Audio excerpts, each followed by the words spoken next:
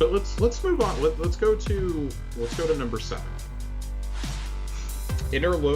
Interpolation. What's that word again?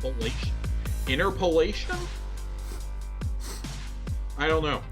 I hate you. It's the first thing Mara says upon reaching Savathun's crystalline prison. Her words lack heart but echo throughout the cavernous chamber nonetheless. I just want to be absolutely clear on this. I hate you, and I wish nothing but pain and suffering for the rest of your miserable existence. The crystal shimmers, and Savathun's gentle laughter ripples through Mara's mind. I know, the Witch Queen murmurs. I could have you jettisoned into the sun, Mara says coolly, but unlike some creatures, I uphold my word when I give it. But we're the same creature, are we not? Savathun wonders. Although Mara can't see her smile, she has no difficulty imagining what it looks like. I am nothing like you. No, of course not. Savathun's voice is easy and languid. Some might mistake her for being sincere. Mara has taken the same tone too many times in her own life not to recognize it for what it is. I thought you were a powerful, competent woman plagued by a difficult relationship with her family, Savathun says.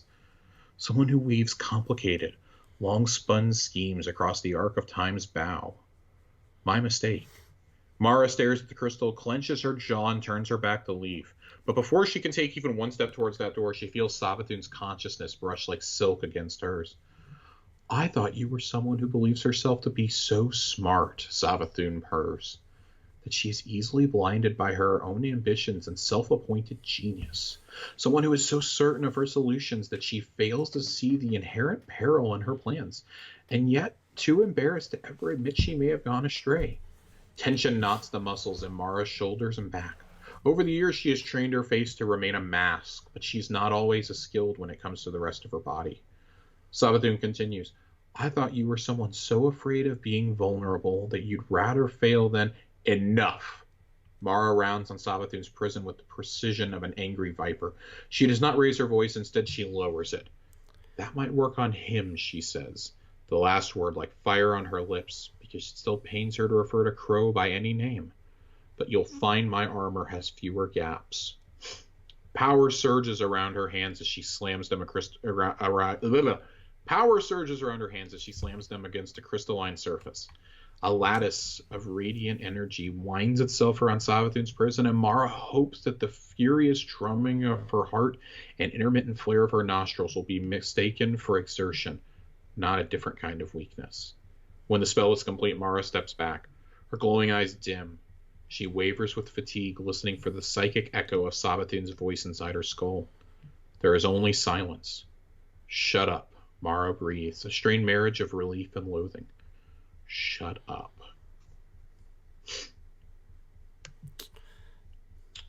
Man. She's pretty clearly trying to get Mara to crack. Yeah. Which is definitely not a good thing. I'll put it that way. No. That's actually outright completely bad. She wants to sow division, and that's clearly her end game is still to destroy the Dreaming City. I mean, there is no way that's not still her goal ultimately. Right. Is to seize control of that, and I think to eventually enter the Distributary is probably her final ultimate goal. Mm-hmm. To enter where the rest of the Awoken who did not come back with Mara and Uldren are ultimately at. Yeah. Where eternity is like a year in our time, basically. Yeah. I would be curious to see if we ever see what's in there, or if Savathun achieves her goal. We still don't know the whole, okay, how are we gonna remove the worm from her? Like, does Mara actually have a plan here, or is this going to go horribly wrong? Because you have to assume that Mara's going to try to kill Savathun when she removes the worm. Yeah. Well, yeah. I wouldn't be shocked if that was like an end-of-season mission where we fight Savathun for the first time. We're like fight an echo of her, kind of like we fought the echoes of Oryx in the Reckoning, Tier 3 Reckonings. Right. I wouldn't be shocked to see something like that, or even if she took on like the form of Hashladoon or something. You know, she was that big. Yeah. Wouldn't be utterly shocked to see that, but something still has to happen to where she makes either she's stolen the light or she makes us think that she has. There's been a whole bunch of cryptic teasers about it the last couple of weeks. I expect those to ramp up as we get closer to 30th anniversary. We said this a few weeks ago. They almost certainly won't deal with this plot line again until after the Dawning, which there's really no good way to do it, because if you do it before the Dawning, then you're like, oh, well, she's out there, with the light stolen, but hey, let's bake cookies instead. Let's go hang out with Zur and go get a rocket launcher, right? Let's go do all this ridiculous stuff, and you got to be wondering, like, well, what's she planning? Like, what's her ultimate end game here? Like, we still got to deal with Xivu Arath. Like, is Xivu Arath going to be dealt with here? Is she going to be dealt with in a future expansion? What's going to happen? Are we finally going to break the curse of the Dreaming City before the end of the year? Is that when we remove the worm, is that going to cause us to break the curse finally or not? Because Quaria is dead as far as we know. Right. As far as we know, I should keep reiterating, as far as we know, Quaria is dead. Yeah. There is always the possibility, but as with everything that Savathun does, that she's not. Because why else would she be offered up on a silver platter, right? Right. This whole entry for me is just kind of like seeing into her mind and her scheming. Like, she already got Crow to doubt himself and run away. Yeah. She's got Saint off looking for Osiris. She's clearly like 5 steps ahead of everyone. And she knows. Which is funny because normally Mara is 5 steps ahead. Yeah, which is what makes it scary. If she's 5 steps ahead of Mara, imagine how many steps she is in front of like the Vanguard and stuff. So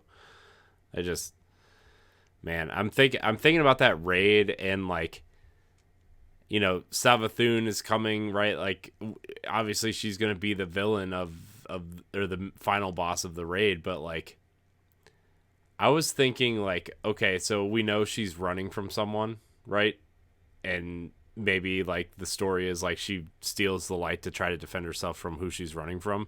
But like, what if in that final encounter of Savathun, we, get her health all the way down, right? And it looks like we kill her, but then like whoever she's running from comes in and just murders her, and then you just see the words "run" pop up on your screen, and you just run. Dude, if that is how I see the seasonal event ending, while Mara's conducting a ritual and it goes awry, and it just says "run" on my screen, and imagine you're running and like Crow, Saint, and Petra are like all hauling ass with you. Mm-hmm. Like, that would be terrifying to me. That would be like the quickest way for me to, I don't know, have a meltdown, kind of like the opening of the Taken King, when it tells us to run and get out of Phobos. Yeah. I used to enjoy playing that on like the lowest difficulty when I was like absurdly overpowered and like taking the run part literally, not even like stopping to fight, just sprinting through everything. Yeah. Like, oh, I'll burn the boss as fast as I can, and then I'm just gonna like haul out of here.